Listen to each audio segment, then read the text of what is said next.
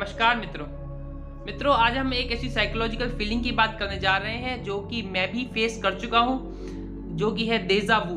तो चलिए जानते हैं इस डेजा वू के क्या क्या कारण है, इसके पीछे क्या क्या साइंटिस्ट ने थ्योरीज दी गई हैं और क्या क्या इसके नुकसान क्या हैं। So watch this video.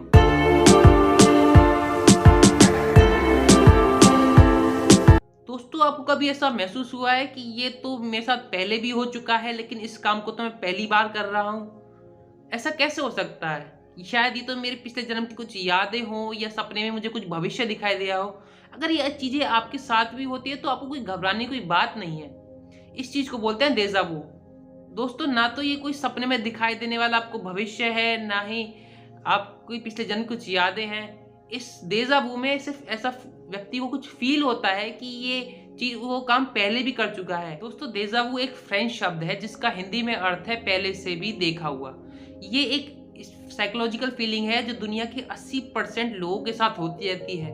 ये साइकोलॉजिकल फीलिंग आपको ऐसा महसूस कराती है कि ये चीज़ आपके साथ या ये घटना मेरे साथ पहले भी हो चुकी है। जैसे कि आप कोई नए शहर में जाते हैं, वहाँ के नए लोगों से मिलते हैं और आपको जब भी याद आता है कि ये इस शहर में मैं पहले भी आ चुका हूँ और इन लोगों से मैं पहले भी मिल चुका हूँ और इस समय भी वही चीज़ हो रही है जो मैं पहले भी देख चुका हूँ। दोस्तों डेजा वू के पीछे कई विशेषज्ञों ने अपनी अपनी अलग अलग थ्योरी दी है, जिसमें कि पहली है मेमोरी थ्योरी।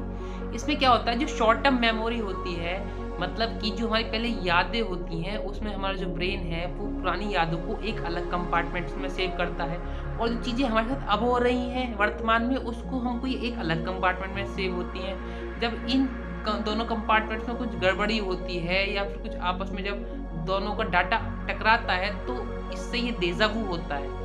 ये है हमारी मेमोरी थ्योरी। दोस्तों दूसरी थ्योरी है 3D हेलोग्राम थ्योरी। इसके अनुसार क्या होता है, जो हमारा दिमाग में जो यादें हैं वो एक 3D हेलोग्राम की तरह सेव रहती हैं। अगर आपको कोई व्यक्ति, वस्तु या कोई स्थान, वीडियो या फिर कोई म्यूजिक देखकर कुछ यादें आती हैं और वो आपस में टकरा जाती हैं तो व्यक्ति को लगता है कि ये चीज़ें मेरे साथ पहले भी हो चुकी हैं। दोस्तों तीसरी थ्योरी है ड्रीम थ्योरी। इसके अनुसार क्या होता है, जो भी हम चीज़ें या कोई घटना हम सपने में देखते हैं तो हमारा दिमाग कभी कभी उसको असली मेमोरी की तरह सेव कर लेता है। ये अक्सर बचपन में ज़्यादा होता है, बच्चों के साथ ज़्यादा होता है कि वो बच्चे कुछ काल्पनिक घटना को असली तरीके से समझ लेते हैं और फिर बताते हैं कि हमारे साथ ऐसा हुआ है। दोस्तों चौथी थ्योरी है मैट्रिक्स थ्योरी।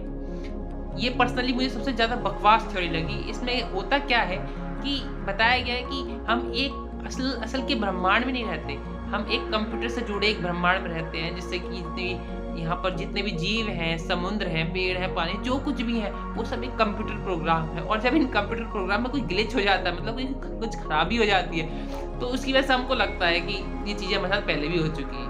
बहुत बेकार थ्योरी है ये। दोस्तों आपने कभी डेजा वू फील किया हो तो इससे कुछ घबराने की बात नहीं है, इससे कुछ नुकसान की बात नहीं है, आप इसे इग्नोर कर सकते हैं। लेकिन कुछ एक्सपर्ट्स कहते हैं जब आप टेंशन या फिर स्ट्रेस में रहते हैं तो आपको डेजा वू सीरीज में होने लगता है। तो ये एक खतरनाक बात है और आप एक साइकोलॉजिस्ट से जाकर मिल सकते हैं और एक प्रॉपर इसका ट्रीटमेंट ले सकते हैं। क्या डेजा वू एक मनोवैज्ञानिक बीमारी है? तो दोस्तों कुछ बीमारी नहीं है, बस हमारे दिमाग में स्टोर मेमोरी के साथ कोई कुछ दिक्कत है।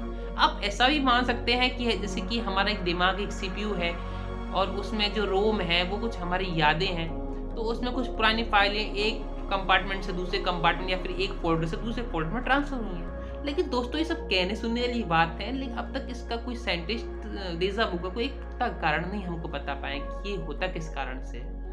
सो आई होप मैं आपको कुछ समझा पाया हूँ, आप कुछ समझ पाए हूँ इस वीडियो के बारे में। So thank you for watching this video.